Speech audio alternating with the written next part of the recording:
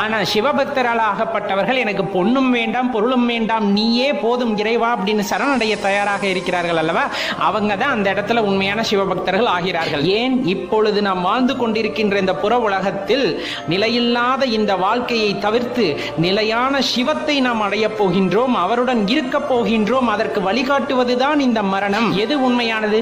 நமக்குள் இருக்கின்ற இறைவன், நமக்குள் உறைந்திருக்கின்ற அந்த சிவம் மட்டுமே உண்மையானது. சிவனுடையாரா இருக்கிறது அவ்வளவு சாமானியப்பட்ட விஷயம் அல்ல. 1000 கோடி பேர் உங்களை சுற்றி நின்றாலும் அவர்களை அனைவரையும் மறந்துவிட்டு தன்னிலை மறந்து எவன் ஒருவன் நமசிவாய் அப்படிங்கிற மந்திரத்தை இந்த ஆங்கார குரலில் ஒருவரால் ஒழிக்க முடிகின்றதோ கண்டிப்பாக அவர் சிவபக்தியில் உயர்ந்த நிலையை அடைந்தவர். தன்னை உணர்ந்த, சிவத்தை உணர்ந்த அல்லது சிவனை நாடி சிவன் தான் எல்லாம் என்று இருக்கின்ற அந்த ஒரு உயிருக்கு அந்த நாமம் மட்டுமே உயிராக விளங்கும். நமசிவாய் அப்படிங்கிற அந்த வார்த்தையை தவிர மற்ற எதுவுமே உங்களுக்கு பெருசா அந்த இடத்துல தெரியாது.